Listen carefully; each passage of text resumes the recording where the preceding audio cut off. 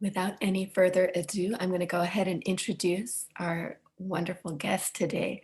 Linda is an artist turned neuroscientist and founder of the Linda Scotson Technique, an approach that has restored functionality and well-being to the lives of thousands. 41 years ago, Linda's son Doran's diagnosis of acute cerebral palsy catapulted her out of her known life as an artist and into a journey that has now encompassed 20 plus years of PhD research on the neuroscience of abnormal breathing, its adverse impact on the mind and body, and rigorous research and development of techniques to address these issues. In 1996, Linda founded a charity, Advance Center, to support children with neurological issues, and she has since expanded her work to support thousands of people. People of all ages who have practiced this technique, combined with the use of hyperbaric oxygen therapy at Linda's Center, have experienced significant recovery across a broad range of neurological conditions, including cerebral palsy, epilepsy, and other brain injuries, as well as with issues like anxiety, insomnia, hypertension, joint pain, and more. Basically, Linda's technique is relevant to anyone who breathes. And her work is a study in paradox. It is at once subtle and incredibly powerful. It demands both painstaking precision and utter gentleness. And it is built on Linda's lifetime of deep and radical observations. Our education and our systems teach and affirm disempowerment, she says. It's how we're trained. We have forgotten how to trust our own judgment. I love this part. We have forgotten how the smallest inflections are meaningful and they are communicating to us. In our last conversation, she said, there's so much that I would like to share with people, but out of it, the central idea is of being able to be empowered to trust your own judgment, to trust your intelligence of heart, and to trust the practicalities that emerge from the heart's direction. This is what love offers, she says. And today that love is offering this workshop. And it will be hosted by Trishna Shah, a founding member of ServiceBase and a gifted anchor of several of its offerings, as well as its vibrant ecosystem in London. And Trishna is also the golden link that connected us originally to Linda. So over to you, Trishna. Thank you, Pavi, and welcome everyone to this 2-day workshop with Linda. It's a joy to have Linda with us. Linda is a busy woman. She works 7 days a week, and she's here with us to lead us through a virtual workshop. I thought it'd be helpful to start by just giving you a quick overview of how the workshop is going to flow, and then I'll hand it over to Linda to share more with you. So we'll start with Linda offering us a nice overview of what is LST, how does it work, how does it affect our breath, why do it, and what happens when you do it, just to give us a nice recap of the purpose and the intention for why we're going to all be learning this technique. And from then on, Linda is going to dive into a demonstration, and she's going to start with a demonstration on a kitchen scale, which gives very visual feedback. It'll make it easy for everyone to kind of understand multiple aspects of the movement. And then she'll invite people onto the screen to join her. We'll start with one individual, David, who's joining us from the UK, and she'll do a demonstration with him explaining how everyone should practice LST on themselves. And she'll begin with the first exercise. And then we'll we'll invite a pair in, and she'll explain how to perform LST when you're in a pair. So regardless of whether you've joined the workshop in a pair or as an individual, you'll all be able to practice together through the flow of the workshop. And we'll do a little back and forth with our demonstrators, and then take a quick pause for some questions. And there is going to be ample opportunity for you to ask questions kind of at intermittent points throughout the workshop. So please do use your chat function to share questions. You can share them real time as they come up. And Pavi's going to be gathering all your questions, and then we'll have Q&A time where she'll be able to share your questions and get some of those things answered before we move on again to the next bit. From that point, we'll have a chance to do some group practice together with the pair, with the individual, and with all of you. and we'll have a good 10 minutes or so of Linda counting us in, doing the actual practice together. We'll stop again for some more questions.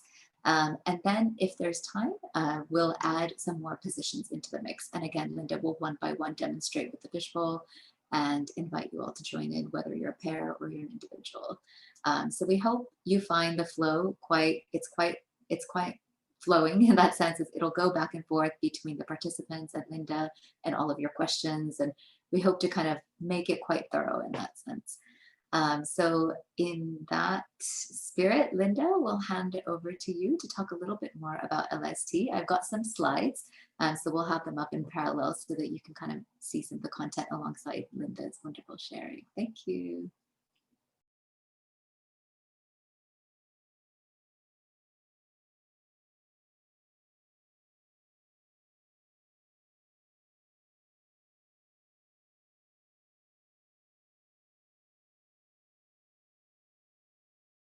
Linda, you need to just hit the unmute button at the top.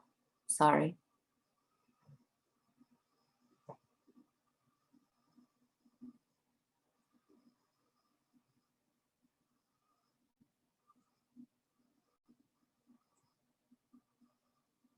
There's the mute button just at the top.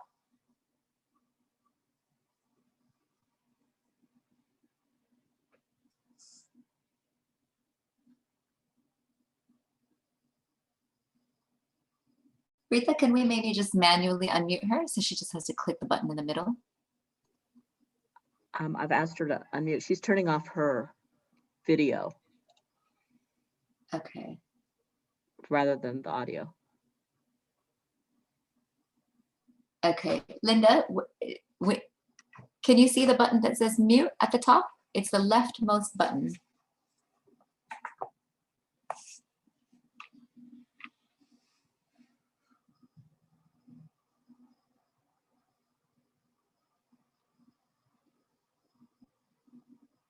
And you just click unmute. Unmute there. Is that it? Perfect. Lovely. Okay, so what you missed was me saying thank you most warmly for the introduction. And in effect, I started looking at the problems related to breathing with children who couldn't exercise. I was looking at children with cerebral palsy. And I had to go back beyond exercise, or what is caused by exercise that affects our breathing.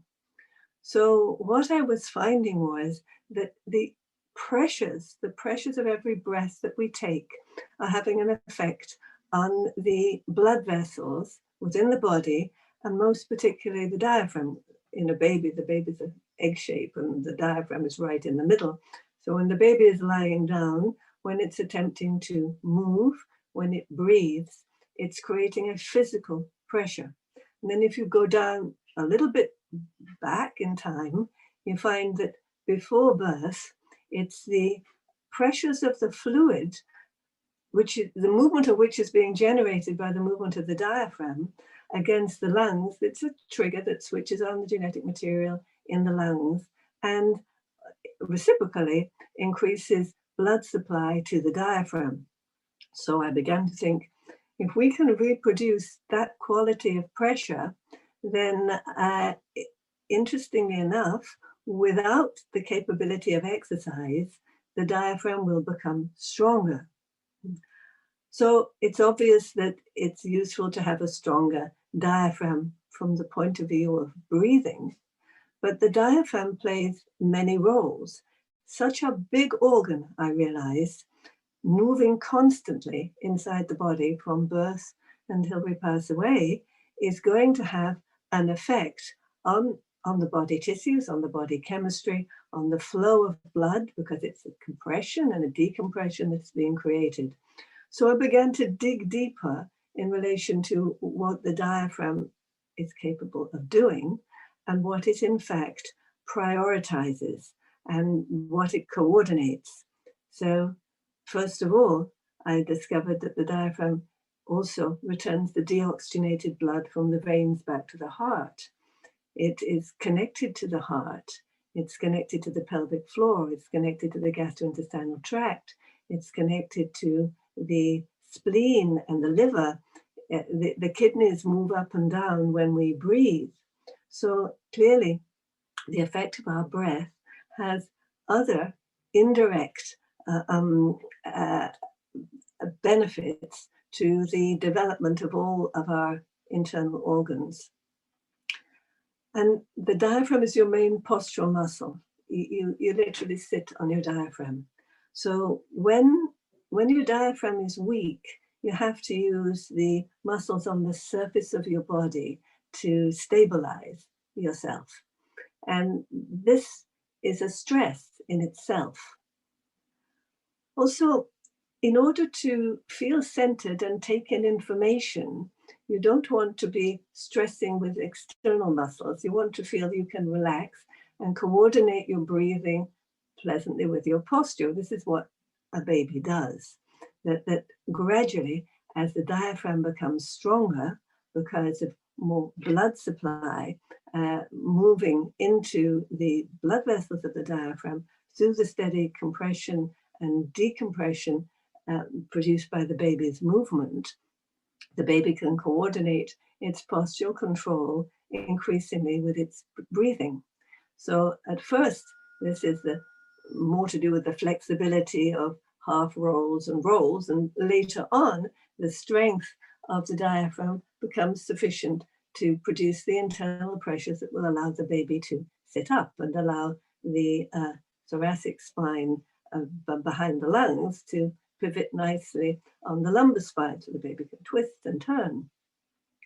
So when you're looking at what effects, what benefits improving your breathing may have, they become already quite far-reaching because all organs interrelate with one another, and all organs are dependent upon the oxygen provision available to them and on the health of every one of them working together.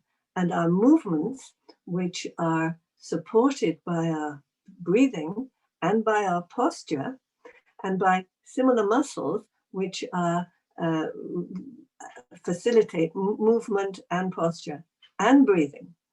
So development is really an increased interconnectedness between different systems in a very beautiful way. And for the baby, all of these activities are pleasurable, basically. The baby wouldn't perform these tiny little activities, rhythmical coordinated activities that have been recorded unless they were pleasurable. Why do it? So it's not a question of no pain, no gain. And at this stage, it became increasingly possible to devise light, gentle pressures, which a mother or a caregiver or a father or a brother or sister could work with around the rib cage of a child with cerebral palsy, that they could be taught and they could be applied fairly easily because the child would enjoy it and were possible even ask for it. And the same thing with a child with autistic spectrum disorder. These children often are so anxious and have such a high sensory emotional response that it would seem unusual to imagine they would happily lie down and receive these pressures, but they're very calming. So there's a long and complicated story in the interrelationship between the different structures in the brain and our breathing, because all brain structures affect our breathing and are affected by our breathing in different ways. Now, the other interesting thing is, if there is a weakness, and a weakness can be caused before birth without anybody really registering that, because a small drop in oxygen to the fetus before birth can be supported by a redirection of blood supply away from the developing lungs and diaphragm, which will possibly have no particular effect on the brain, although there may be some weaknesses in the growth of the capillary structures in those areas. But it will leave the diaphragm with an inherent weakness, and it will affect respiratory controls, because if the diaphragm is weak, then the infant will be more likely to be using the auxiliary respiratory muscles at the top of the chest, or it will begin to overuse the abdominal muscles. So from the beginning, using these muscles may not be particularly noticeable to anybody, because the baby still seems to be going through the motor milestones as it should. But as you begin to put on extra height and weight, wherever the weaknesses are, if there are any, they're going to show up a little more. And other stresses in life will be less well coped with, because it's your breathing, it's your diaphragm fundamentally that is behind your breathing. It's your diaphragm that is coordinating all these different functions. And when it begins to lose power, it will reduce its efficiency in some areas to maintain its central efficiency, keeping us alive. And in children with brain injuries, this is more obvious because the problems show up early.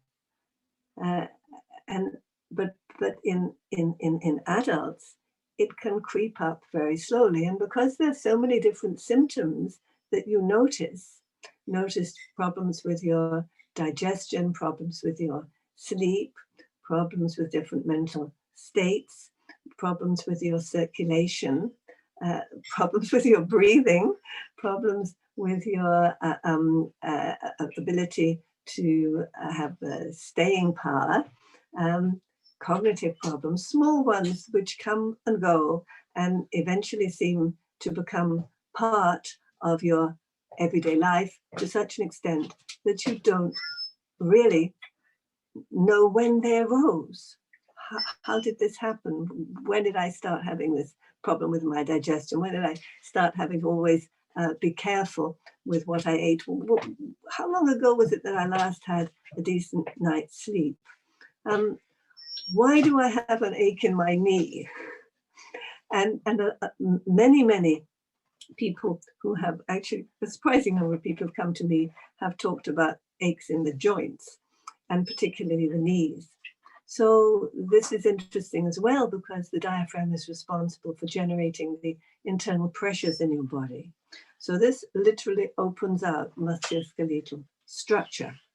And in opening out musculoskeletal structure, it opens out the pelvic area. So there are huge numbers of blood vessels around the pelvic area and the top of the legs, which need to be operating properly in order that there is a good blood flow through the knee joint.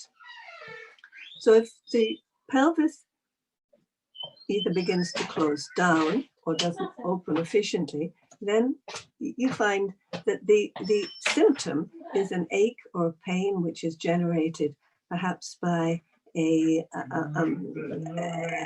buildup of waste products, toxicity in there, perhaps because there is less fluid available to allow the joint to move appropriately. There's so many different life experiences which when the individual is faced with a weaker, less efficient diaphragm function, will contribute to compromising this situation. So it's well worth everybody considering that their breathing could be better. Life is an assault on our respiratory system, really. And if we in turn think, this wonderful system that has carried us through this far should be the system that we first apply to find out whether by in enhancing its capacities, we will reap much broader benefits because this is so essential to every biochemical reaction in the body. The very esteemed physiologist Arthur Guyton said that all disease states show a lack of oxygen to the cell. But there is another factor, that oxygen is transported, it has to be transported in a fluid which creates pressure. So the interrelationship between pressure and the presence of oxygen is important for the health of the cell, and therefore the health of the tissue, and therefore the health of the organ that tissue belongs to. So fundamentally, what we are looking at is to, for ourselves, take on board the possibility that by going right back in time and not exhausting ourselves with exercise, trying to increase the strength of the diaphragm by also increasing the strength of the skeletal muscles or other skeletal muscles, because this means that instead of the prophylactic assistance being directed towards the diaphragm, you're asking the diaphragm to work hard in order to benefit the other muscles in the body. And if your diaphragm is weak, then the difficulty is that you will tend to come back to respiratory adaptations, both the upper chest and the abdomen. So we're looking at posture here, and this actually is a picture of my son, and he was 24, I think, when this picture was taken. He has athetoid cerebral palsy, and you can see that his stability is poor. He can't easily stand straight. He couldn't really stand straight. He listed to the left or to the right. You can also see that he has a very tight covering of superficial muscles, which have adapted to help to hold him up and to assist him to control his body. But unfortunately, there is a negative side to this, because they are limited in what they can offer in terms of motor function, and in terms of body structure. They are actually having a negative effect, because they are compressing and twisting the body structure. Now, this was after 4 years of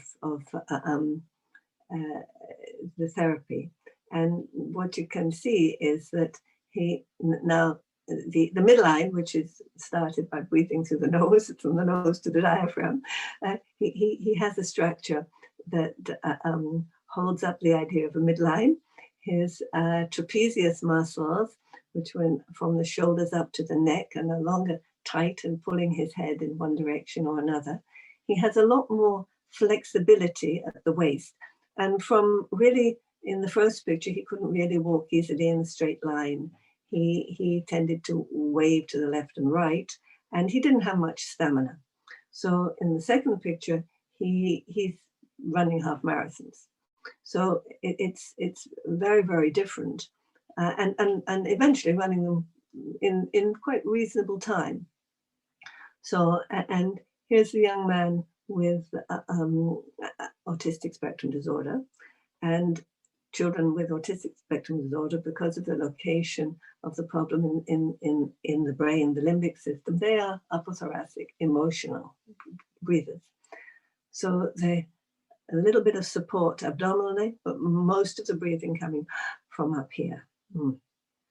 And you can see the difference here between the two, but in the first picture, his muscles have very poor tone, because he's again using the superficial muscle to hold himself up, but the deep skeletal muscles are far less responsive to his direction. His first instinct would be to make an emotional movement, and that has an effect on many other aspects of your life and your understanding. So there, and also, as I mentioned earlier, If you're trying to hold yourself up all the time with your superficial muscles, then this is a continual stress on your emotions and has an effect on your ability to take in information coherently. There are other factors connected with this, which also connect with breathing, but we can see the change in the other picture very nice and clearly. So at my center, we also have computerized inductive respiratory plasmography, which is a simple way of recording breathing pattern. So you have bands with electrodes which go the upper thorax and another band down the lower chest over the diaphragm. So you can see with normal breathing, they should be nicely synchronized with the main work coming from the diaphragm. But when you look at children with autistic spectrum disorder, it's very clear that the pattern of their breathing is being generated by their upper thorax. So every little thought has an emotional reaction, which is translated into a breath. And we know this is how we are when we are excited, whether we're excited happy or excited depressed or excited anxious, it will show in our breathing pattern. And the bottom one we can see after the therapy. And you can see that the diaphragm has become much stronger. And now he's tending to lead his breathing with his diaphragm. And it is really very, very important. The other thing is, many people don't realize that the diaphragm goes downwards on inspiration to leave more space for lung expansion. We tend to think of breathing as being a push upwards with the chest. So very little movement in the upper thorax is reflected in good breathing. That the movement should be in the abdomen and the lower rib cage. And so now we can see a much more comfortable form of breathing. Mm-hmm.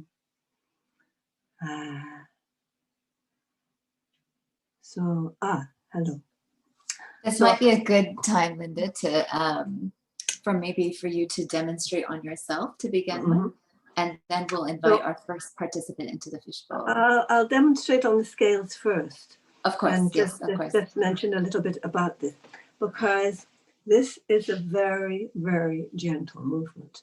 This is happening before you were born, with the fluid that is around your diaphragm being gently shifted as the diaphragm moves. So the fluid is being shifted, the diaphragm is shifting the fluid against the lungs. There's a gentle momentum of pressures that is being set up. And it's working in these tiny, tiny structures within the diaphragm itself. So it's not anything like the kind of movement that you perform in the gym to build up your biceps. Although, of course, that they are in another sense the same. When you're doing this, you are creating a pressure, a compression and a decompression. But here, much, much larger, more superficial structures. We're going right inside, and we are using the pressure of fluid. And fluid isn't compressible, so you're creating a little wave. So the nice, easy way of doing it is to think of a gentle breath.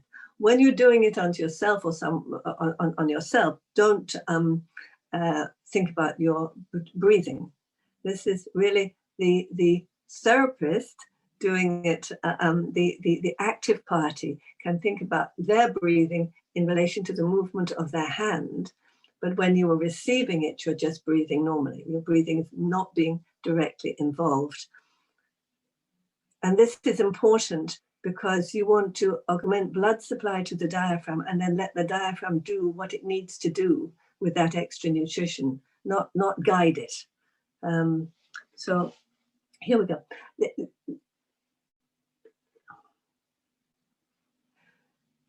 The pressure is best controlled with the shoulder here.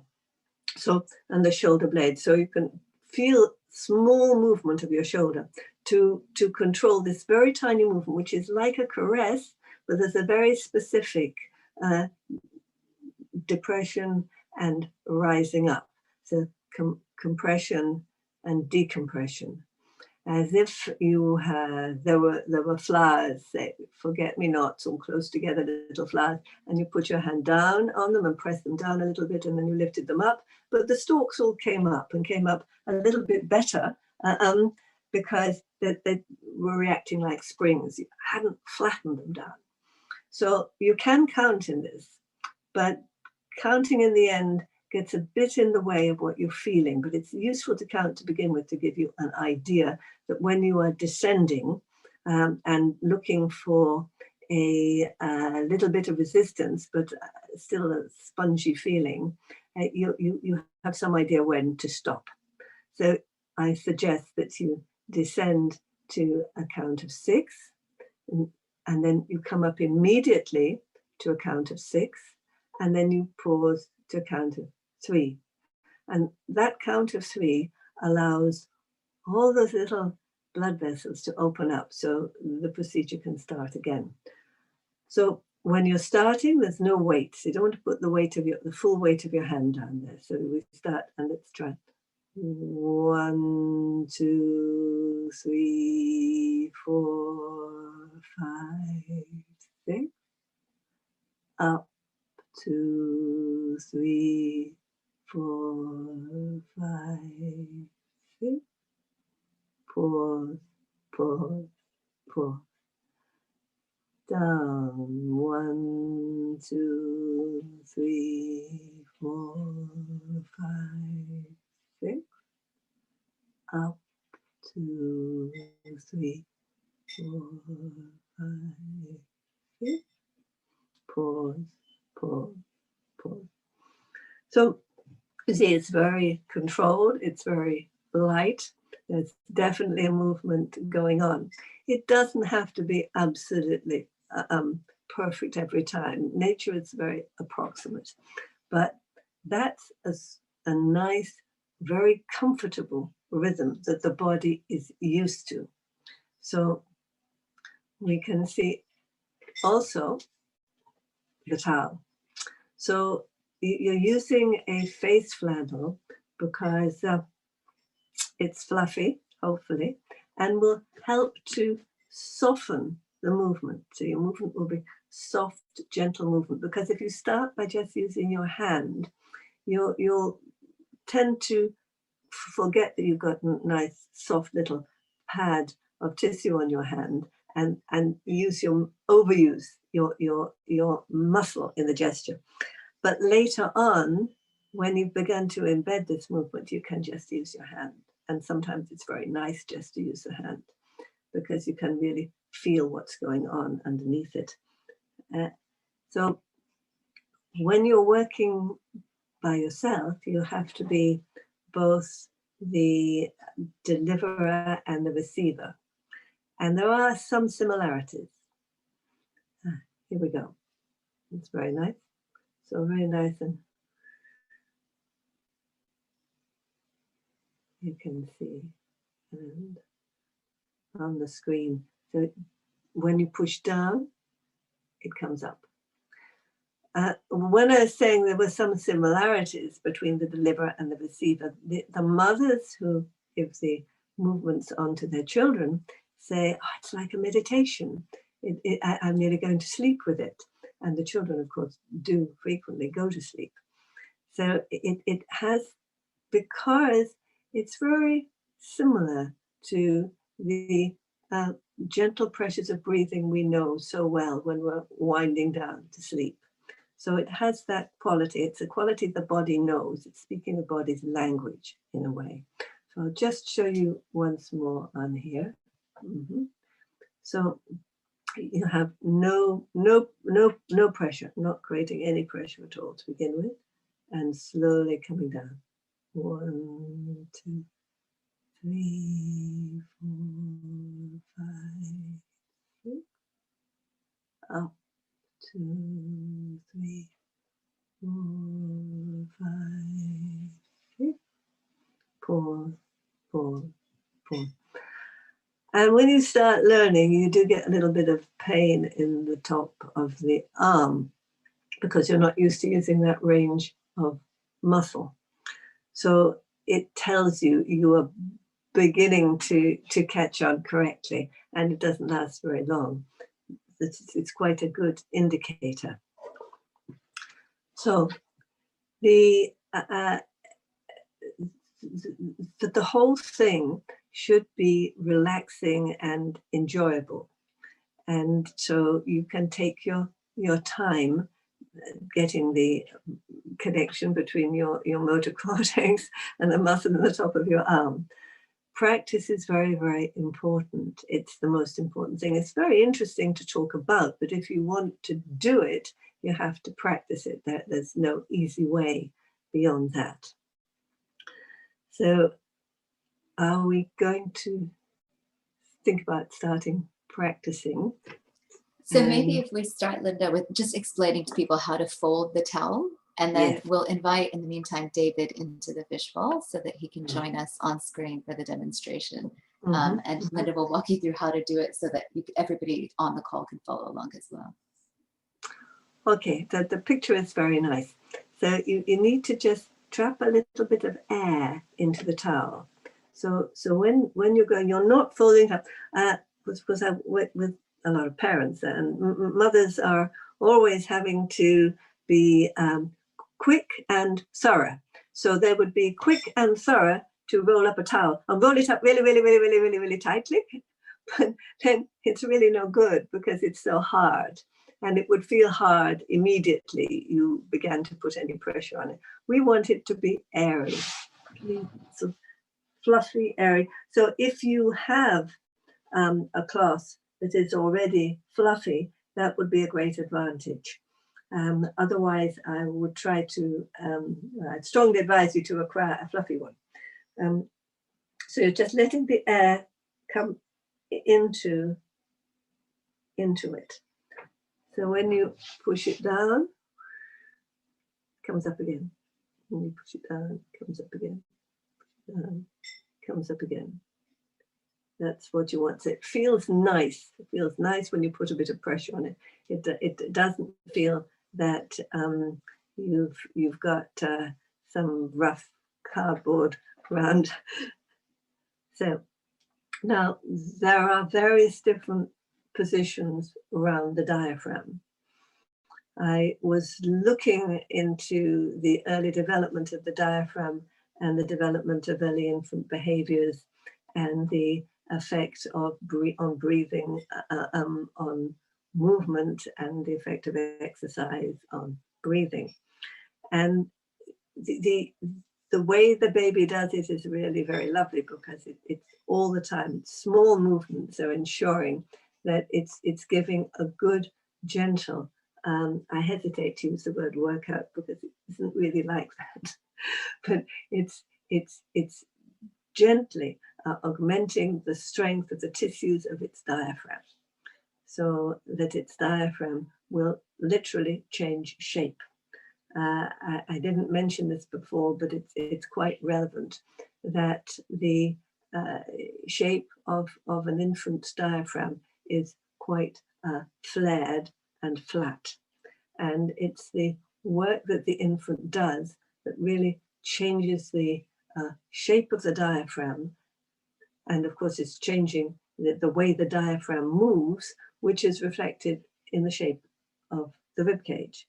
You can see in the picture of the newborn, this rib flaring. The diaphragm is the center of the egg. The baby's body is a little egg, and the diaphragm is the center of it. So that, of course, as the infant is moving, the diaphragm is getting the benefit in terms of this sort of gentle massage that it's achieving to bring on its breathing. So the first position, which reflects the infant's gentle movement up and downwards on its belly, is between the floating ribs. So here we go. Linda, Before we Yeah. begin the demonstration, just one question. Are there any conditions that practicing LSD is not compatible with, and in particular for people who are pregnant? No, it's a little more difficult if you're pregnant, but otherwise, everything that is promoting the strength of the diaphragm is quite important when you are pregnant, and certainly when you became pregnant, it would be a very useful thing to do if you hadn't done so before, to strengthen your diaphragm, because your diaphragm is the provider of oxygen to your baby. You're breathing for two in a way, and also it becomes quite compromised, as most people who have been pregnant would remember. Towards the end, it's quite difficult to breathe. The diaphragm is being pushed up and up and up by the expanding uterus. So pregnancy, far from being a condition that you would be cautious about, and once they begin to understand how light and gentle the exercises are, I would recommend it.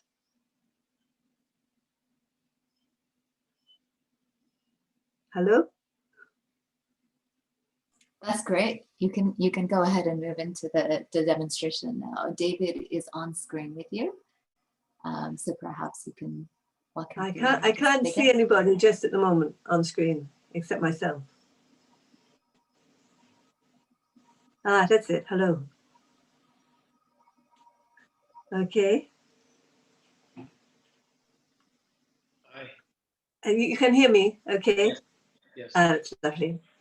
So the first position is down the sternum here, and then as you travel down, the rib cage divides, and there's a triangle here. Mm-hmm. So go on. So the towel is first placed in that triangle, and in its nice fluffy condition. Yes, so going underneath the diaphragm here.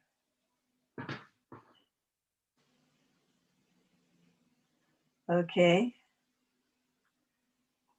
All right. So now if you're doing this to yourself, it's quite nice to use two hands. If you were doing it to someone else, you'd stretch out your hand and work onto their body. But here, you can use one hand as a platform and the other hand as the driver, and very, very, very, very gently begin to compress and decompress. But before we get that far, I have to look at the reality of the movement that you're making. It's very light. It has to feel like a caress. It has to really feel that gentle. But at the same time, you need to clearly feel that there is a descent, an ascent, and a pause. So instead of working against your own body, put your hand up like so. So flat. So you're just working up and down. So you can, although you're not going to interfere at all with your breathing, just to get an idea of, as if your hand was going up and down on a breath, as if it was being moved up by the breath and then lowered by the breathing out. So you can feel that familiarity of movement with the breath itself.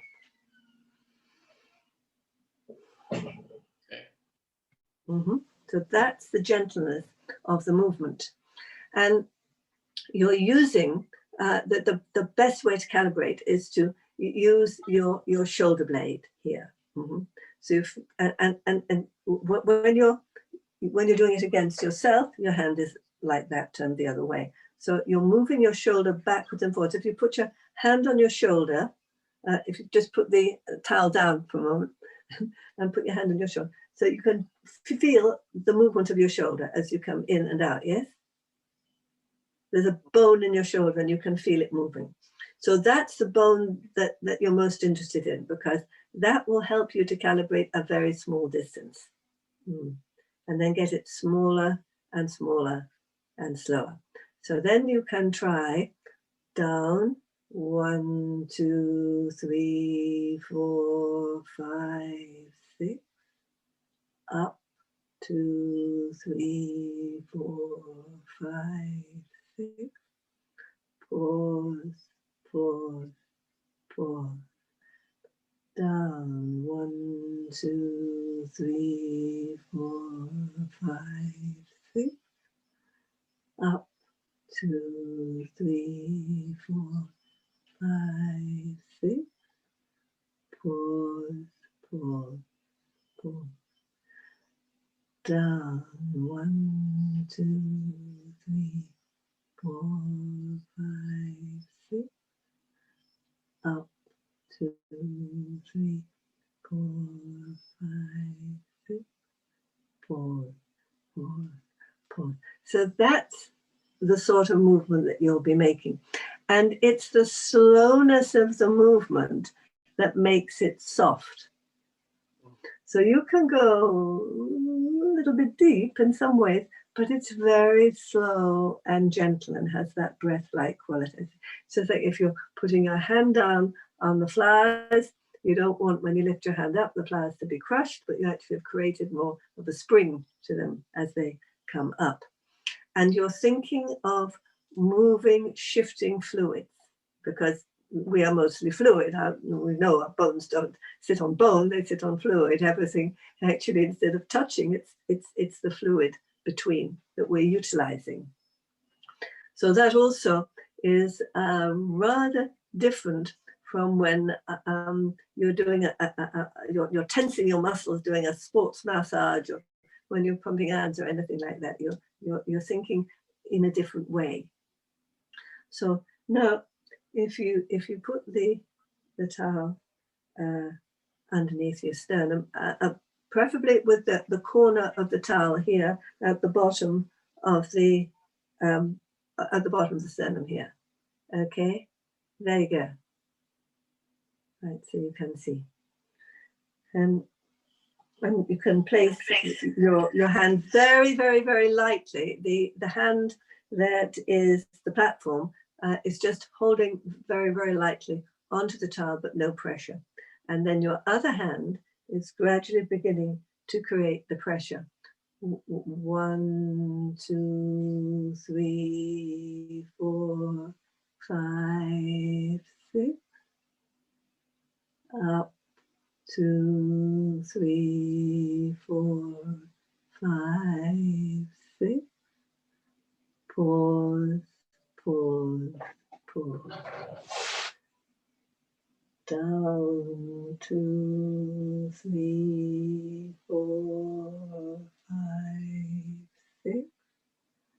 Up 2, 3, 4, 5, 6. Pause, pause, pause.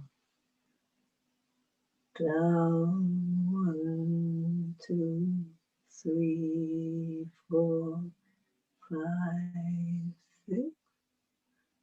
Up 2, 3, 4, 5, 6.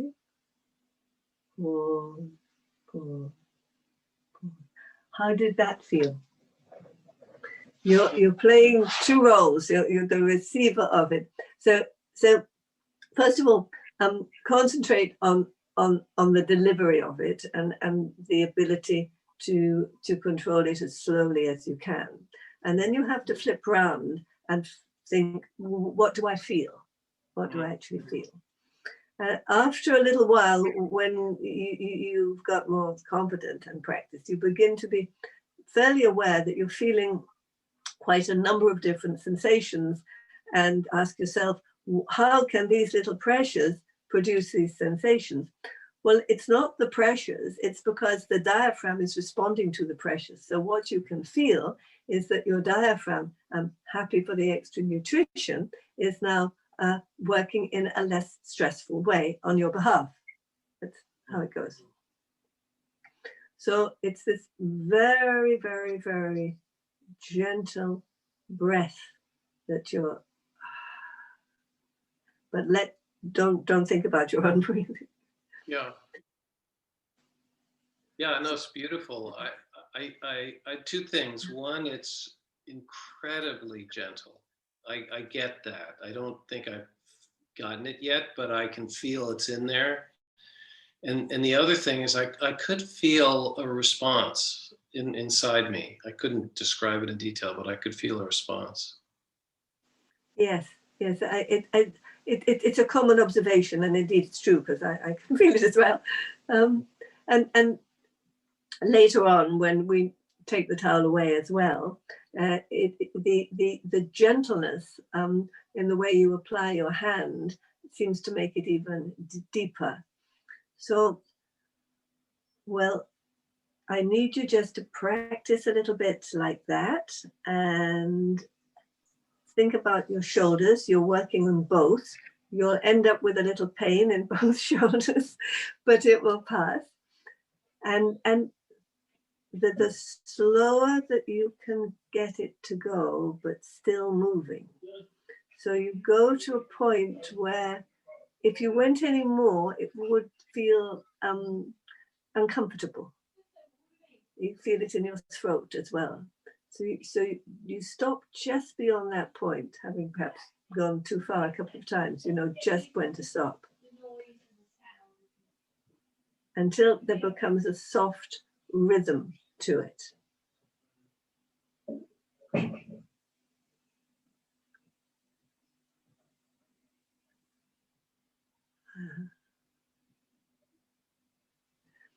So you can do this sitting anywhere. You can do it lying down. It's quite nice lying down as well. It's quite nice to do it in bed in the mornings. It puts you to sleep at night. And it's very good at putting you to sleep when you are stressed, because when you are stressed, you tend to breathe upper-thoracically here. And this takes it back to the diaphragm. So then the diaphragm can do its work, rebalancing the sympathetic and the parasympathetic nervous system and tucking you up for the night. Whereas it's very unbalanced when you're emotionally driven because you've got some idea in your head that won't go away, which often happens if you work late at night. So it has many little practical applications, but if you keep doing it, it will also become permanently stronger. So there are two things that you can use it for emergency or for day-to-day practical issues that arise, but also if you do it on a regular basis, your stamina and many other components that optimize life and health will be more in your favor.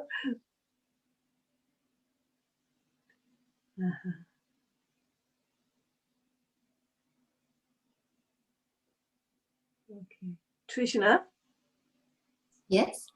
Shall I go to the couple now? Because I think he's got it. Yeah. It's really good. If we still practice. That's great. David, you can continue to practice and we'll have you off screen as you continue, and we'll invite Andrew and Camellia onto the screen. Then I'll come back. Just remember it's a continuous movement, that you're not doing 1, 2, 3, 4. It's a continuous movement. That's lovely.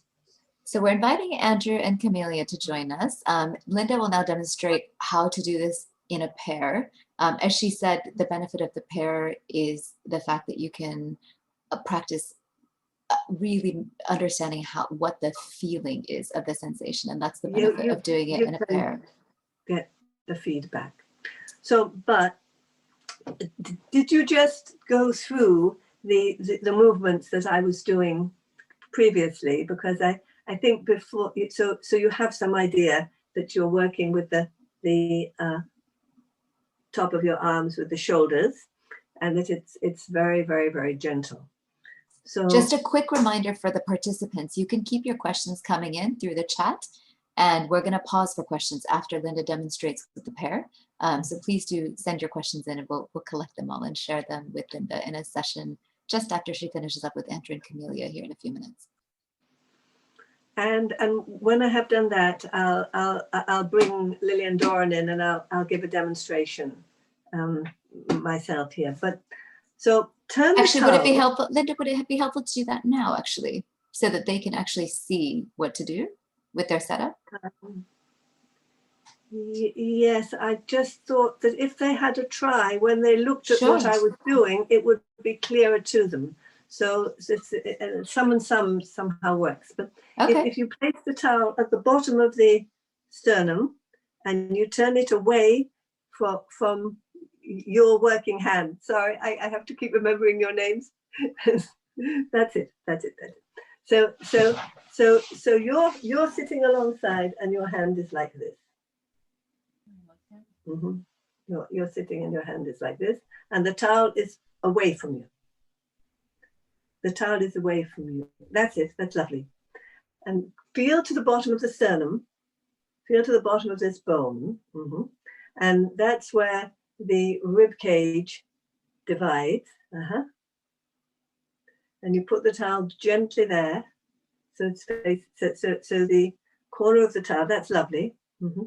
And there's a little flap of cartilage just underneath the bottom of the sternum. So take it just about an inch down from the bottom of the sternum.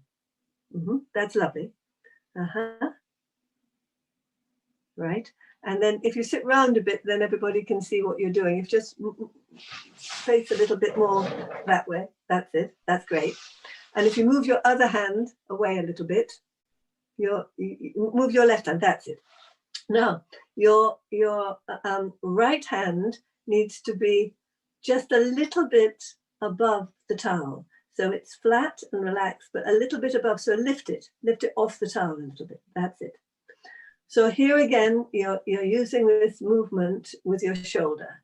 It's that movement. You're not moving your wrist. You're not moving your fingers. You're not doing this. You're extending the shoulder and then allowing it to retract. So now put it down so that it's nearly on the towel, but not quite. That's lovely. And then from that point, you're going to descend very, very gently to a count of 6, if you can manage it. So I'll count you through. So it goes 1, 2, 3, 4, 5, 6, up, 2, 3, 4, 5, 6, pause, pause, pause, and down, 1, 2, 3, 4, 5, 6, up, 2, 3, 4, 5, 6, pause, pause, pause, and down, 1, 2, 3, 4, 5, 6, up, 2, 3, 4, 5, 6, pause, pause, pause, and down, 1, 2, 3, 4, 5, 6, up, 2, 3, 4, 5, 6, pause, pause, pause. How did that feel for both of you? You would. It looked as if you were doing it quite nicely. You can't do it perfectly to begin with. You only can practice, but you're getting a smoothness, which is very nice. And I felt that your wrist was quite nice and stable. Nothing was moving there. So if you have a little practice now, and I'll just get my 2 demonstrators here, and I'll show you again on my couch. But keep practicing. The most important thing, everybody, is keep practicing.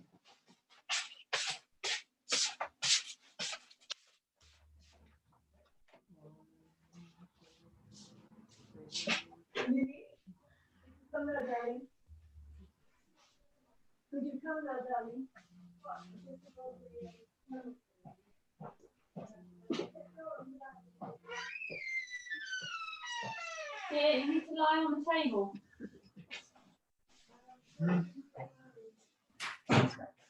What? You need to come and lie on the table. I don't know how to do this without making an awful noise.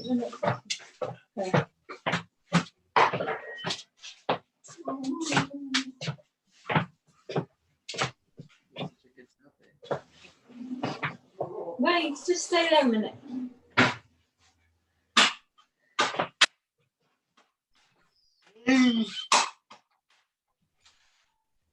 Hi. Hey, how are you?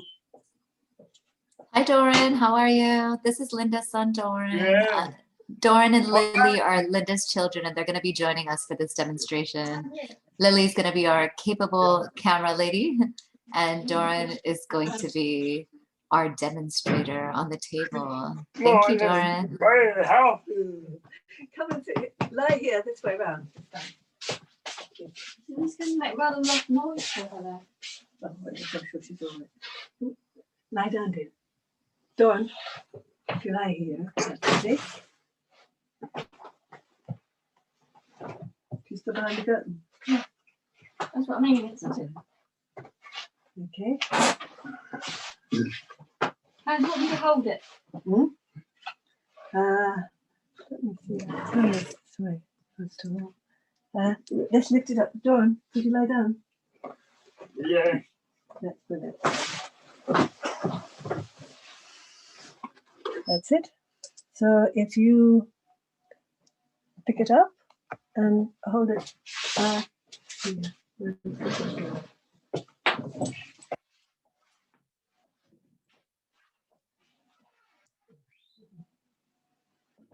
Trishna, can you see okay?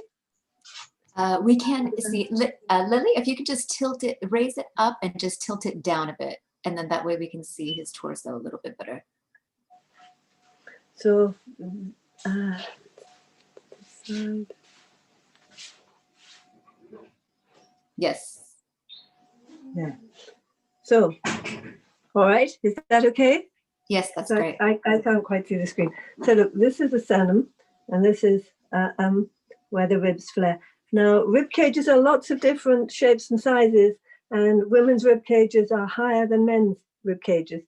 So don't look at one example and place the towel approximately the same kind of distance away. You need to look at the landmarks, the sternum here, then the flare, and then you're looking about just about an inch or half an inch down from the bottom of the sternum, so that the towel isn't catching on the bone. So it's nice and comfortable. And then your hand just above the towel here, hovering and slowly down. One, you can see the towel there. You can see it, how it's compressing. 1, 2, 3, 4, 5, 6. Up. 2, 3, 4, 5, 6. Pause, pause, pause. And you can see my hands come off, but only for a second, really, less than that. I'll do a few compressions. Down, 1, 2, 3, 4, 5, 6. Up, 2, 3, 4, 5, 6. Pause, pause, pause. Down, 2, 3, 4, 5, 6. Up, 2, 3, 4, 5, 6. Pause, pause, pause. Doran is quite used to this. He goes to sleep almost immediately.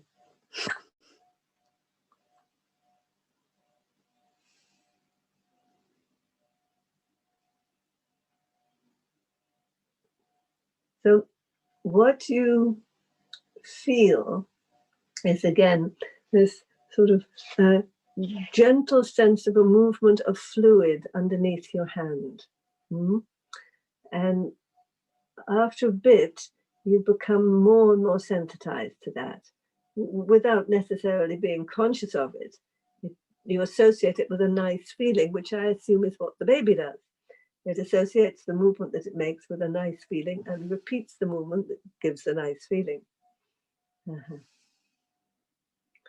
So you can test really very easily if you're too heavy, because what happens is if you put the full weight of your hand on to begin with, you have nowhere to go except to destabilize the whole diaphragm.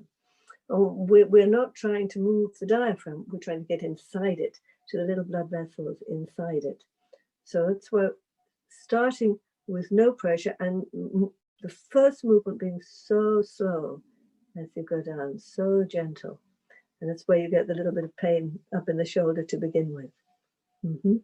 So it's like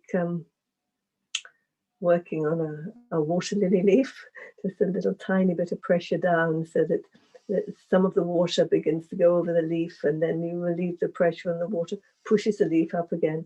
All these analogies are kind of helpful for the sensation that you're creating.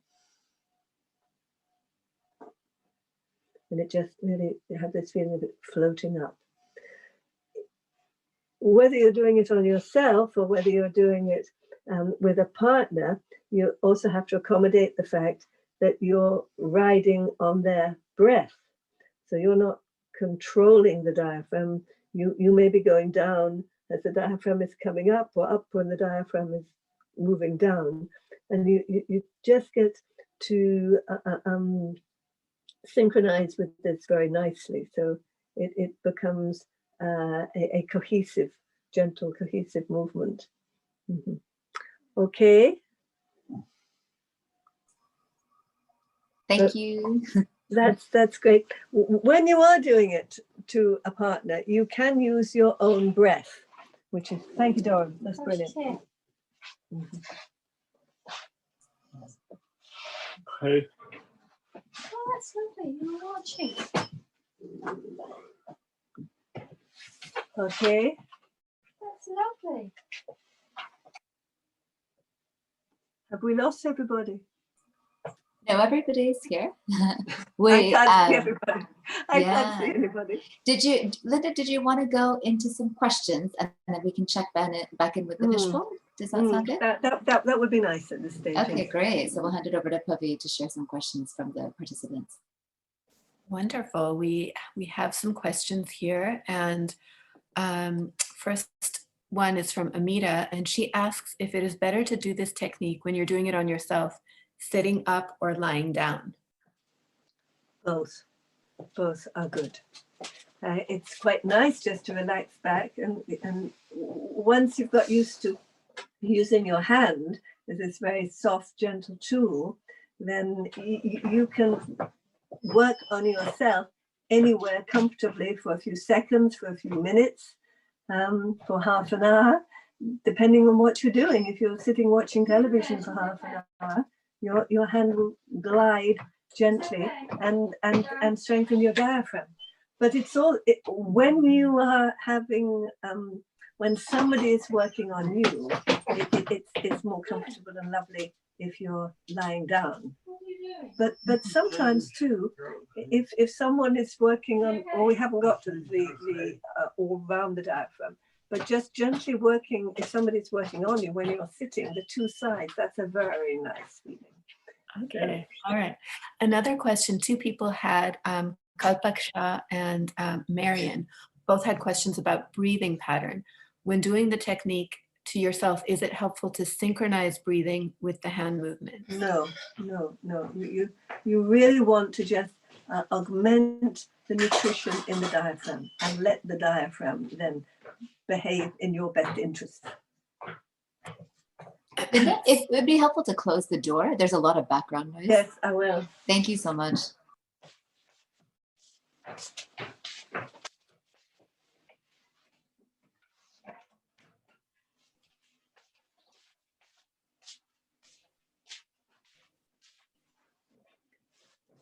Great. Um, Arti has a question around how long after one has eaten can one practice this? Well, probably 5 minutes. It's like a gentle walk. A gentle walk is good for your digestive system.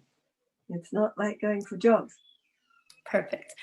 And another question Stephen had was, he said he was feeling some pressure behind his left eye after doing the technique on the right side of his diaphragm. On the right side of his diaphragm. So Mhm. this technique was not on the left or the right, it's right in the center of the diaphragm. So I don't know what association it would be with his left eye, but blood vessels and blood flow can be quite individual. So sometimes people do have, as we do, get a little pain here or a little pain there, depending on the activities that we've been performing during the day and the number of little stresses that have afflicted our bodies. So whether or not simply a little better blood circulation from a few slightly better breaths would have made a little shift or not, I wouldn't know, but he should have been working right in the center of the diaphragm. It isn't a question of working on the left or the right. This is the sternum and you're right in the middle. Even though you're obviously, you've got the towel to one side, but you're not working on that side, you're working in the center.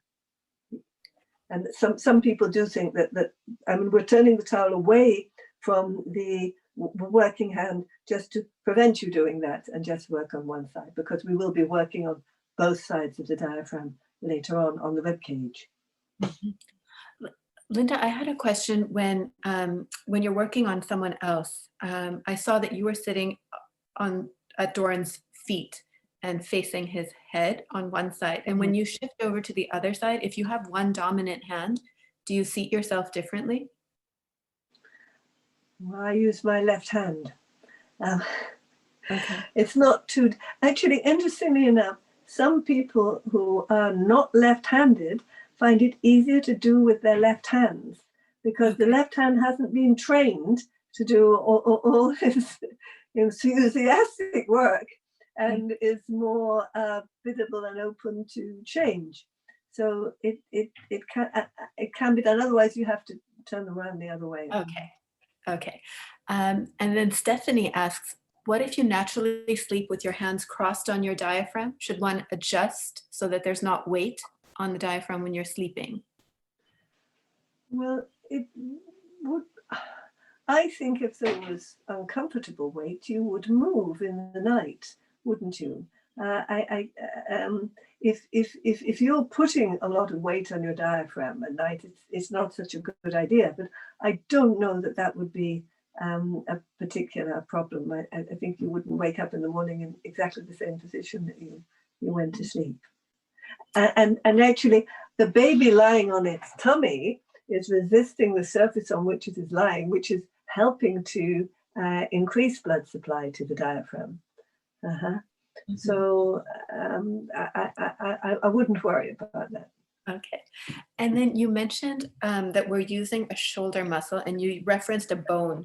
Are you touching a bone at the top of the shoulder or at the back? Yes, here. This little bone here, right at the top of the shoulder. You can feel it when you're moving your arm. You can feel it. Yes. Yes. And so when you're reaching out, the bone moves forward, and then it will move upwards and back again. So that's quite nice, because this is the best way of controlling that movement. Okay. And is it seems to calibrate better. It goes into your motor cortex better, because it's small but very clear. Yes. And there you're moving your hand out and in, but is it the same thing when you're moving it down and up? Yes. Okay. Yes. Okay, forward on the downward and backward on the upward. Got it. And once you've learned it in this sort of rather stylized way, then you can adapt a lot, because you know exactly the pressure you want to create, and you know what to expect. And if you're not receiving that, then you have to move your hand in a different way. Yes. Yes. Okay. This is sort of the reverse question of Stephanie's, where she had the hands on her stomach. Elisa is asking about tummy sleepers. Is that not healthy because of that pressure, or does it not matter? Well, when a baby is sleeping on its tummy, it's the best thing because it is helping to increase blood supply to the diaphragm. I don't think chiropractors like sleeping on your tummy, so you can't really win that much. But it certainly is. It doesn't have a negative effect on the diaphragm. No.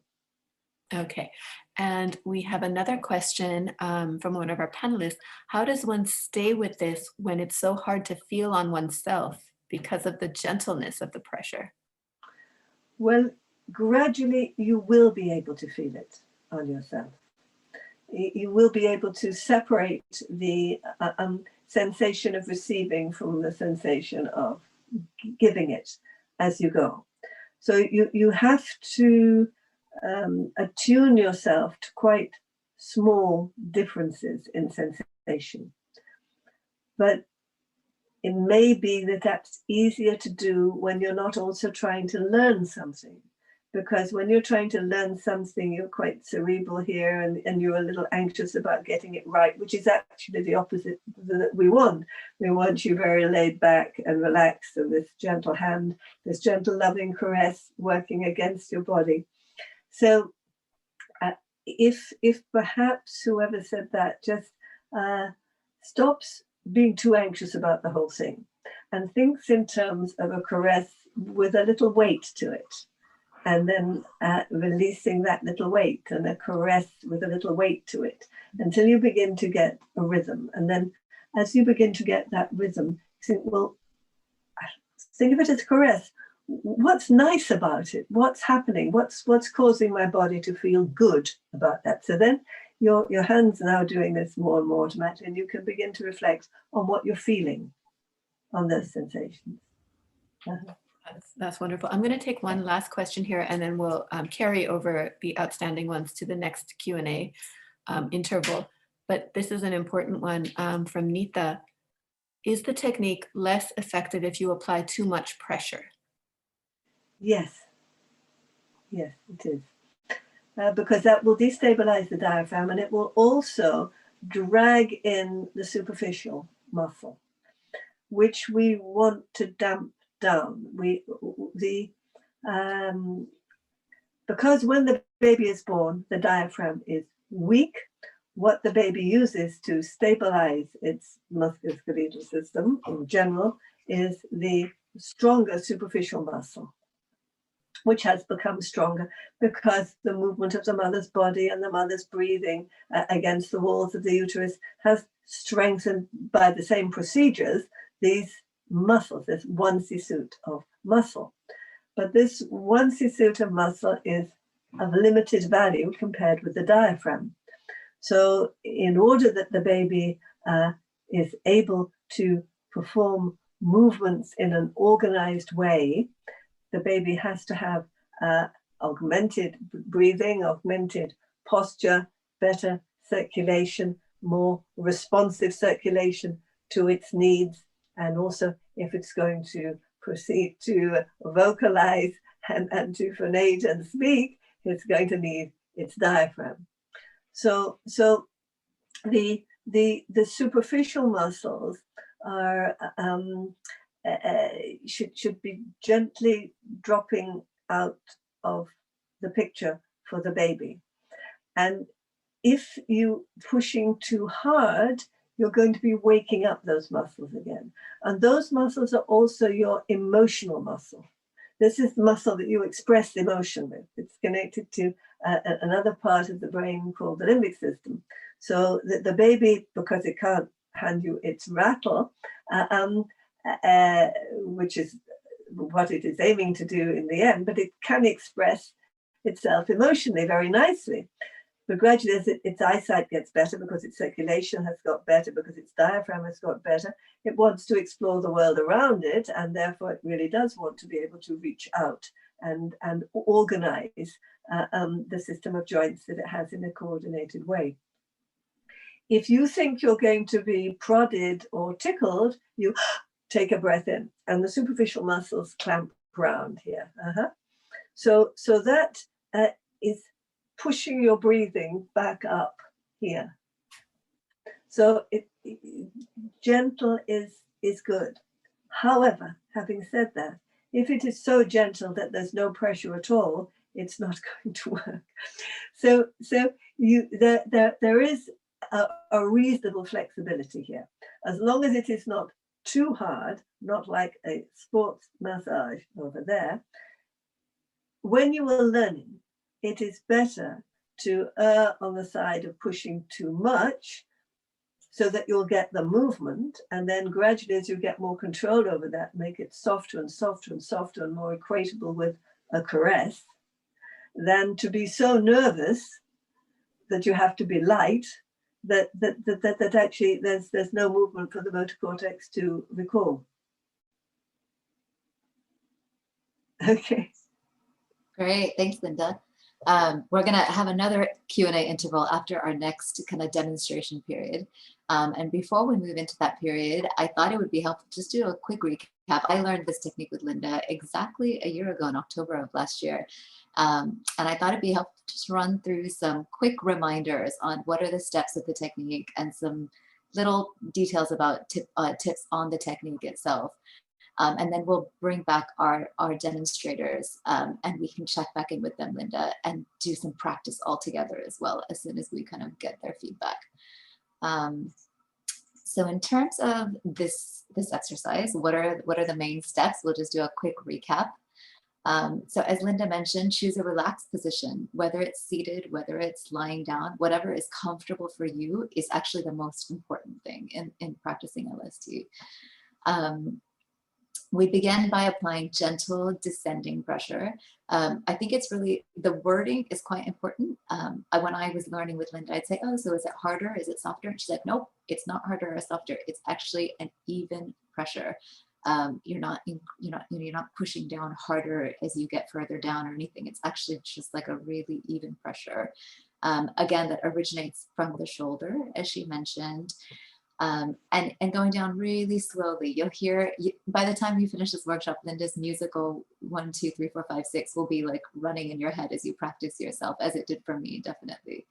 So you're counting down very slowly, a count of 6. Of course, the precise person in me wanted to know how many seconds is that. And so I actually timed Linda. It's 8 seconds for those of you who need a timer kind of to get the counting accurate. And you're applying that downward pressure evenly. As you notice, Linda's hand wasn't doing this as she went down. It wasn't doing this. It was really even keel on its way down and on its way back up. And then again, you're doing that same count back, as you come back up to the top. There's just like this very slight hesitation as you get to the bottom, and then you come back up, and then you have your pause. When you come back up, it's important to completely lift your hand off of the towel, even when you're doing it on yourself. Linda says it's super important to get to 0 pressure because that moment of no pressure is actually where our bodies, our nervous system kind of takes a quick snapshot and like memorizes what we just did. It creates that memory in our body. So it's actually really important for there to be that complete pause when you take your hand off. And then, of course, you go through the steps again. And Linda recommends, kind of breaking up your practice. We'll talk about practice a little bit later on. In terms of the technique, position, like we said, you could be, when we do other positions later on in the second workshop, you can be laying on your side. It's easier sometimes, or being in a chair, reclined back a little bit. As Linda mentioned, if you're lying down, she recommends you can get like a longer towel and just roll it under your neck. And as she mentioned just now in the Q&A, maintaining a natural breath is really important. I know when I learned this, there was this temptation to breathe in as I was going down and to breathe out as I was coming up. And I remember having the same questions for Linda. And it's actually super, super important to just not keep your mind on your breathing pattern at all. Just to let it flow however it's flowing, and to actually use your attention actually to kind of get your movement right. Some tips on the arm and hand movement. it is a continuous flowing movement and not a compression. And I think this is something I definitely did when I was learning. When I was first learning, I'd want to go 1, 2, 3, you know, kind of this step-by-step gradual descent, but it's actually just a completely fluid motion. So the counting is helpful. It can trip you up in terms of, you know, kind of wanting to do it in a step-by-step way. So just kind of remember to deprogram that part of your tendency. I think Linda mentioned this before as well, and it's a beautiful way for me to think of, you know, what is this pressure like? And it's like when you're pushing a leaf under the water and then you're resisting it popping back up. And that resistance is super important. The biggest mistake I made, and I think probably most people make, Linda, if I'm not mistaken, is coming back up too quickly. And this is really easy to tell if you're in a pair. If you're in a pair, you feel a little weird, you know, you feel like you're judging the person giving it to you, but actually give them that feedback. Oh, you came up a bit quickly that time. And the more they do it, oh, you came up evenly that time. And it helps our arm to get that movement right. As Linda said, that movement coming from the shoulder is really, really important because it's the best way to actually make the movement really, really even. I think all of us who started learning this technique had shoulder pain for the first, I don't know, month, I would say. It takes a while for the shoulder pain to go away, but it's good news. Like Linda said, you know you're generating the movement from the right part of your arm when you do feel that pain. It's this outside bit of our shoulder, we just don't use it that much. And that's why suddenly we're using it and we're feeling, you know, this kind of uncomfortable sensation. This is another thing Linda really emphasizes, keeping your hand completely relaxed. Like she'll tell me, no, don't hold anything. Sometimes we're so focused on the technique and on trying to get every bit right that we actually tense up our hand while we're doing it. And she'll say, you know, just remember, completely relax the hand as you're going up and down, because that's what's going to create that caress-like movement. So I'm going to leave my tips there and hand over to Linda and our fishbowl. If we can get our fishbowl participants back on the screen. And Linda, perhaps you can do a quick check-in with them, and then we can actually do maybe 5 or 7 minutes of practice all together with everybody who's on the call, with you counting us along and kind of giving your tips as we go. Okay, that's good. So, hello again. Hi. So by now, this strange thing is becoming a little more familiar. So if you have your towel and you find the place.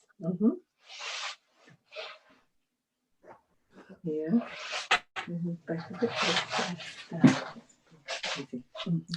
Does our fishbowl have any particular questions before Linda gets started again? Or would you like to begin first and then ask your questions? Whatever is comfortable. No particular questions on our end. Yeah, all my questions are the ones you've been speaking to, so it's been helpful. Thank you. Right. So whether you are sitting or lying, there is no pressure. The towel won't really fall. You can just support it very, very lightly here, and very, very, very lightly compress. So we'll start at the beginning. Down, 1, 2, 3, 4, 5, 6. Up, 2, 3, 4, 5, 6. Pause, pause, pause. Down, 1, 2, 3, 4, 5, 6. Up, 2, 3, 4, 5, 6. Pause, pause, pause. And down. 1, 2, 3, 4, 5, 6. Up, 2, 3, 4, 5, 6. Pause, pause, pause. So you get a flow to it, and that flow eventually becomes so nicely automatic. Some other thought can cross your mind, and your arms will still be on automatic pilot, and your cerebellum will have taken on board the information just like it does to drive a car, and it will be neatly calibrated. So it does mean that you can be doing two things at the same time here if necessary. So you're feeling it more now as a familiar rhythm, and that's what it should become, a familiar rhythm, that it's one with the rhythms of your body. It seems very natural to the rhythms of your body, not going against it. Okay, shall I have a look at the other two now? Trishna? Great. Yes, we've got, can you not see both of them on the screen? Oh, here we go. I can now. They've just appeared. Hello. That looks nice and comfortable.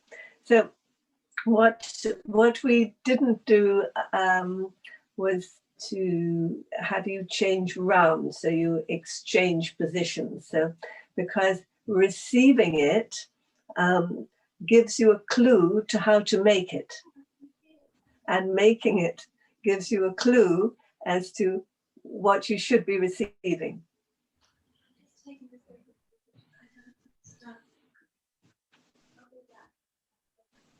Sure. Right. So now make certain that your hand, that the towel isn't catching on the bones, that it's just in the soft area, that it's nice and soft in between there, and the towel is laid on nice and gently. Mm-hmm. And then no pressure, and try also to place your hand in such a way that you're not putting, you're not touching any other part of the anatomy of the person that you're working on, or yourself for that matter, except the area where we're specifically focused. So now start from no pressure, and then very gently down.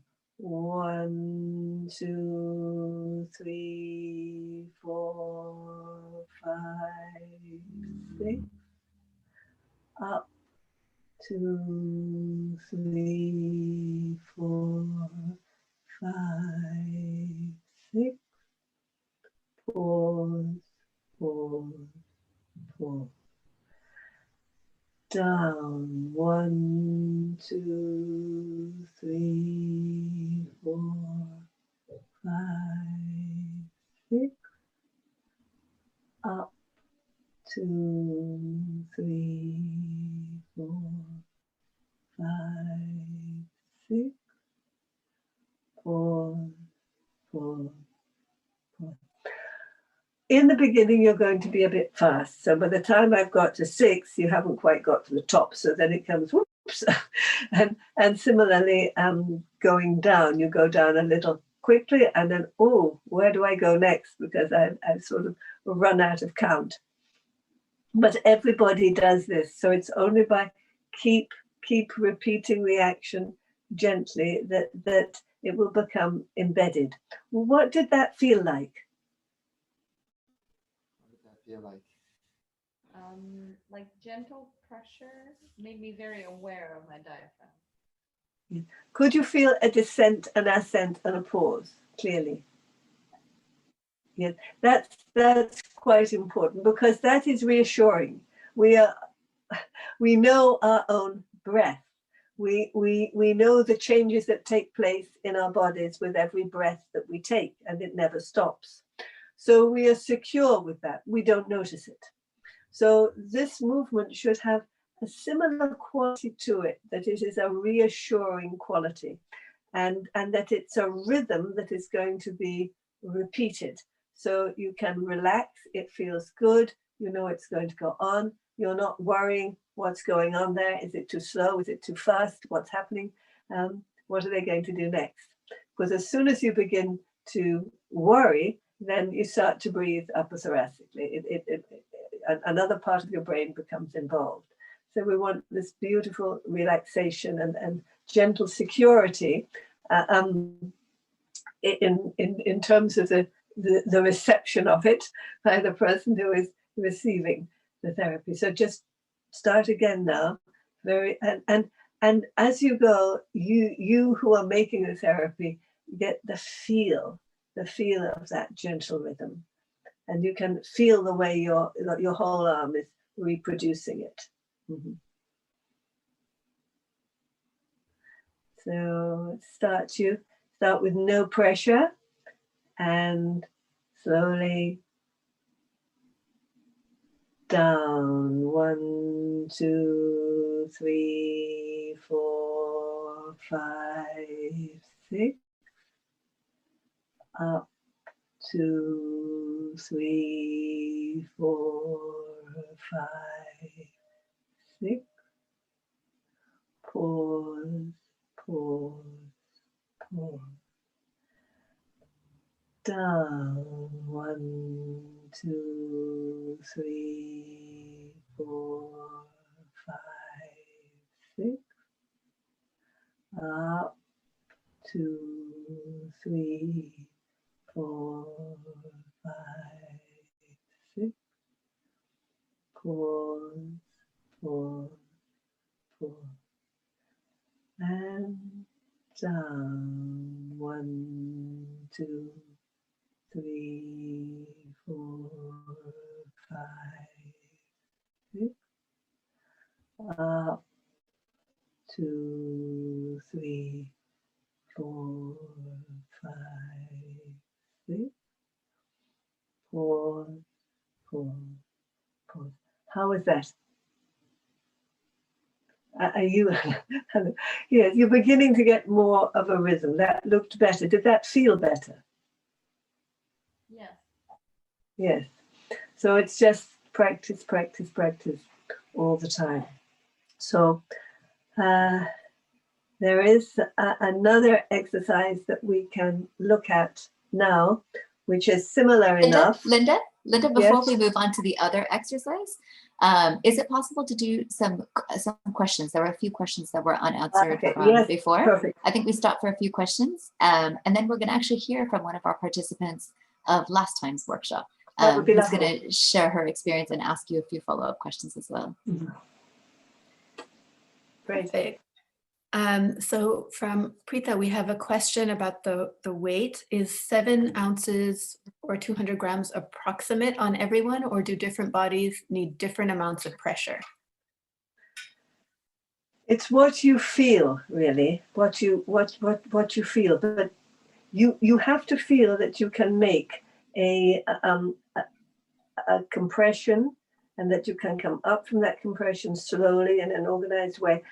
Clearly, some bodies are much more muscular and the superficial muscles are stronger. You have to get through those, but you don't get through them by pushing over hard. You get through them perhaps by going a little bit longer, but still slowly and softly through it to create that wave. Because as soon as you start to push hard on tough muscle, then all the muscle will start to respond. If you've got a little bit of adipose tissue, then that's not too bad, because that you can use that as part of your sort of gentle flow. So you just adapt, experiment a little bit, and if you're doing it on yourself, it's got to feel nice. It's got to feel soft. It's got to feel gentle. It's got to feel caress and loving like.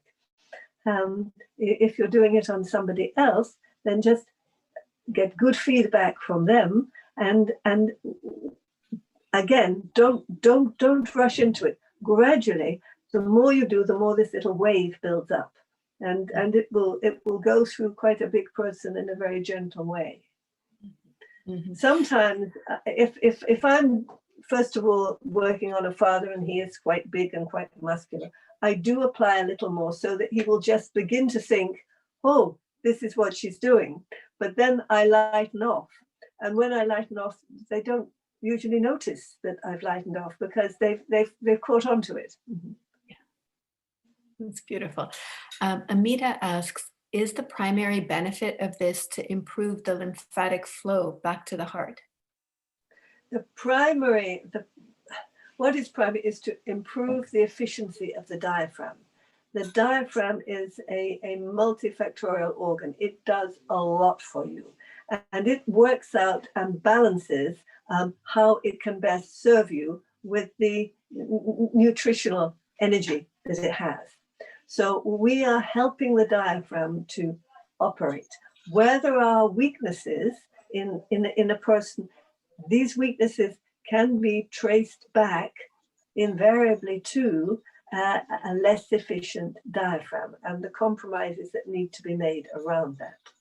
So that really any weakness would be reduced significantly if respiratory capacities and all they bring to the health of cellular tissues were a little optimized. So that's what we're doing.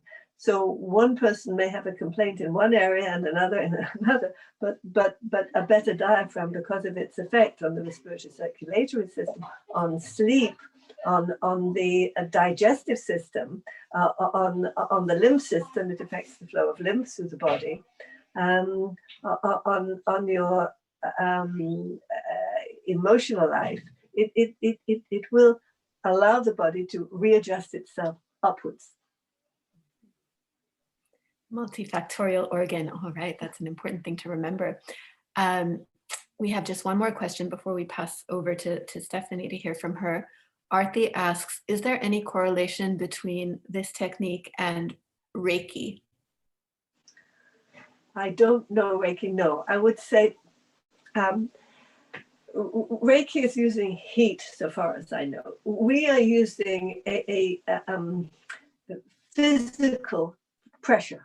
We're obeying physical laws with a direct physical pressure. And that physical pressure, although it appears relatively small, when it's operating inside us, it's actually quite powerful. So that's the basis of it. We're operating on physical structures with physical pressures, and we're affecting blood flow very directly, and the flow and distribution of fluid very directly, and the consequences of those pressures on the health of the cell. Mm-hmm. Beautiful. We are going to hand over to Stephanie now. Stephanie Nash was a participant in our last workshop series with Linda, so we'll get to hear a little bit about her perspective and experience with the technique. Over to you, Stephanie. Hi, Linda. This is such amazing work. It's lovely to hear you again. Yes. So I've been doing this every night before I go to bed and when I wake up in the morning. So I'm lying down most of the time. Sometimes if I'm sitting at my desk, I might do it for a few moments. Can you hear me okay? You're a little soft. Oh, I can see you now. That's wonderful. I couldn't see you before. I just could. There's a microphone. Wouldn't it be better? Oh, lovely. Hello. It's great. I had the microphone over on the chair. That, what do we do? So what I was going to say was after the last workshop, I do it before going to bed. I find it kind of knocks me out. I do it when I wake up in the morning in bed for a few minutes, and I do it sometimes at the desk when I'm sitting here. Now there's something that happens every time. And when I discovered, because before coming out, I went too fast. And when I really got the slow coming out, that 4, 5, 6 coming out, it's almost like my body just expands and takes in this air every single time, like, and it feels divine. And even if my breath was not, I'm not synchronizing my breath to it, but every time I get 4, 5, 6 and the body just kind of breathes in every time. And I thought that was going to go away, but that's still happening. Like there's this, and it's lovely, it's delicious. And I feel like I'm accessing places to breathe I never had before. So sometimes I find myself, if I'm not breathing, I go, oh, let me do that to access that extra room. And I didn't know if that, I just wanted to report that kind of every time there's this, my body takes this huge breath in after 4, 5, 6, and it's like, oh, there's that expansion. after about a week of doing it, I found this little fluttering kind of, I thought it was a spasm, this little fluttering happening in the front part. And I thought that was just my diaphragm waking up or something. I wanted to ask you about that. It didn't hurt, but it was this little, like right here, it would go. And so that was interesting. And I have a question about distance, but I didn't know if you had a comment on what I said thus far. What you said was lovely, and that's really, when you understand what your diaphragm can do for you and treat it in this gentle way, as opposed to thinking the only way you can get it to work better for you is to, in a sense, go for quite a heavy drive, whereby the diaphragm has to now supply all these other areas of your body, all these skeletal muscles, and overwork your heart a bit, and so on. So this is how the baby begins. And my idea was to go back to that, to nourish it just as the baby would do it, and allow the body that gentleness and comfort, which is much more natural and spontaneous than the decisions that are imposed on our bodies by our brains often. You know, when the runner wants to win the race, the fact that he or she may not have sufficiently trained their respiratory capacities is ignored. And if the runner collapses just before the finishing line, then the runner is quite annoyed. But in fact, what has been going on is that the heart has been saying to the diaphragm, help, look, I'm just not getting enough oxygen. I've got to overwork here to keep the whole system going. I won't be able to manage this for another 30 seconds and we all go down. What is this brain thinking about? And then the diaphragm has what's called a metabolic reflex. And it says, I'll jump in, and it can whip the blood back straight away. So when you see athletics and you see a runner suddenly collapse, and the runner is obviously very upset because they were set to win the race, but in fact that collapse has probably been life-saving. And so a much more gentle, gradual way of building up the diaphragm, so that the activities that you are performing do not overstress the other organs of your body, but they go together. Mm-hmm. And as blood supply begins to when you look at the little blood vessels, which are the structure of the blood vessel is supported by the blood going through it. When blood supply drops down because you're not using that organ so much or that range, then the blood vessels walls collapse and they spiral, and it's called atrophied tissue. So all of our tissues, our muscular tissues, have a range of operation, and sometimes we only go horse riding once a year. So when we get on the horse, our brain says, this is lovely, I can remember it all. But next morning, forcing the blood through those tissues creates aches and pains, which of course is what's happening to the top of your arm when you're learning this. So gradually, it can be that as different areas of tissue are opening up, and if it's gentle and light, you'll get a little fluttery feeling with slightly electrical feelings sometimes, which is a soft and interesting feeling, as opposed to the kind of sensation that you would get if you had jumped on the horse or gone swimming and you hadn't been for a year, but you could remember it perfectly, and so no reason why you shouldn't excel at it, despite the fact that all the other tissues of your body, you say, hey, wait, let's take this jump. It's a long time since I had blood coursing down these particular blood vessels. So I think it's a bit like that. If we had a culture that really integrated us with our bodies much more, it would be lovely in a gentle and loving and amusing and personal way, so that from childhood we didn't separate them off from our minds that would vastly increase people's mental and physical well-being. So hopefully there may be some changes, shifts coming in now, which probably also reflect cultures of far away and long ago that may have been more attuned, because this was the obvious way in which you promoted health and energy and well-being. You didn't take a lot of drugs because they weren't available. You and you trusted your own judgment on things. Thank you. Thank you. That's great, Linda. We have about 10 minutes to go, and Stephanie, maybe we can have you come back and share in the second workshop as well, as you build on your practice, to share more about your experience.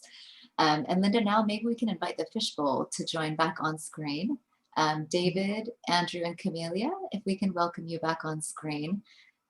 We have a few minutes left, and Linda, maybe you can introduce the second exercise, to leave everybody with 2 exercises before we wrap up in 10 minutes.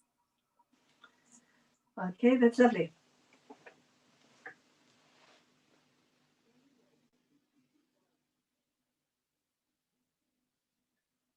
Thank you.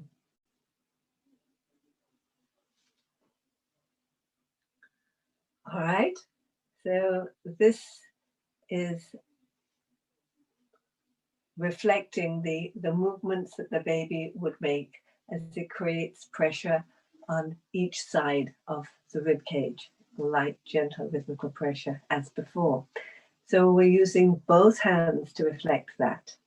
And the pressure is the same as it was in the central diaphragm. But you're working against bone, and you don't want to push hard against the bone, remember. So it's just a soft, long, gentle, breath-like movement, like the other movements were. And you have your towel folded lengthways, like this. Okay, so it should be running across. Can I see? Yes, it's blue, so it's all blue. So it's a bit tricky to see, but here, lovely. So yes, make sure it's nice and soft, and then exactly the same pressure, but this time both arms are going to be involved, and so there's your picture. Again, make sure it's not too tightly rolled. There's a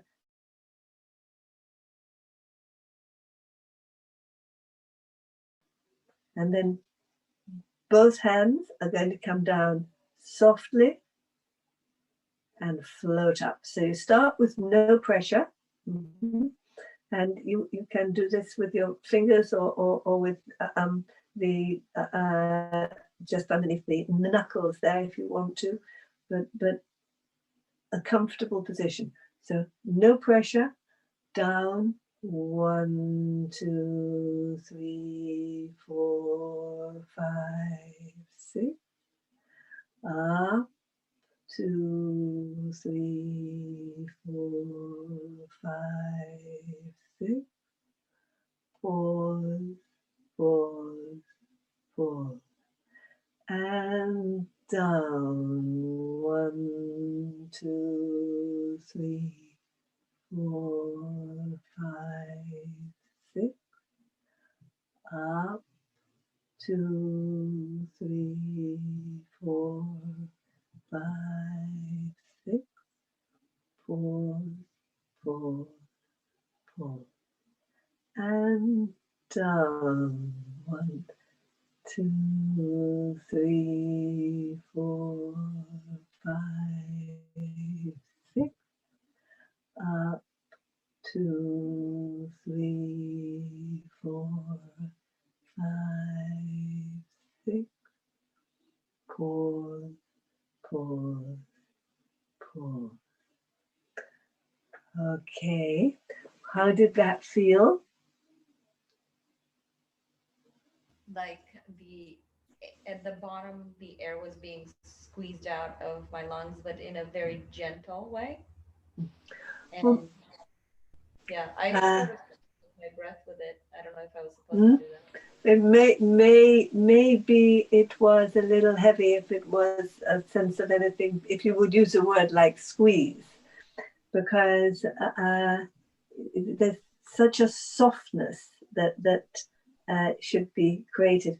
And when you're working over bone, it's easy to push a little hard because you feel as if you want to push the rib cage in, but no. You're just actually creating a wave of fluid through the rib cage. So it has a very, very soft, gentle feeling. Remember the flowers and gently going down on the flowers and lifting up. So the recovery should be very nice and gradual freeing up of the tissues. So a little, maybe a little slower, and a key thing is not to drop down too quickly. I find it quite useful before I actually go from the pause to the compression, is to just come up so slightly. So I'm going pause, and then up a little bit and down. So it's a little pivot like that I do. So one would start down 1, 2, 3, 4, 5, 6. Float up 2, 3, 4, 5, 6. No pressure. Pause, and down. So it's just that little rotational movement of just to break coming down too quickly. And it seems quite a fluid movement. It's not a confusing movement to make. It seems to go with the flow of the overall quality of the pressure. So okay, down 1, 2, 3, 4, 5, 6. Up 2, 3, 4, 5, 6. Pause. And don't put the weight of your body onto it, because if you lean over a little bit, you'll get the weight of your body on it. This is happening, but your body is not involved. The volume or weight of your body isn't involved. It's this lightness that you hence the pain in the arms, as I reiterate. So and control the weight of your hands at all times. So you're never allowing the full weight of your hands to drop. You're always keeping them in a controlled movement. Mm-hmm. We've got a couple of minutes left, Linda. I think it was a great introduction to the second exercise, and we can actually recap this again in the next workshop. Just to give you a little preview, in the next workshop, we're planning to learn, we can recap this second exercise, as well as learn 3 new exercises. There's kind of 5 exercises in total we'll kind of aim to go through by the time we get to the next workshop. I thought it would be helpful to just share quickly some of Linda's practice tips. Linda has lots of wonderful practice tips that I found really useful.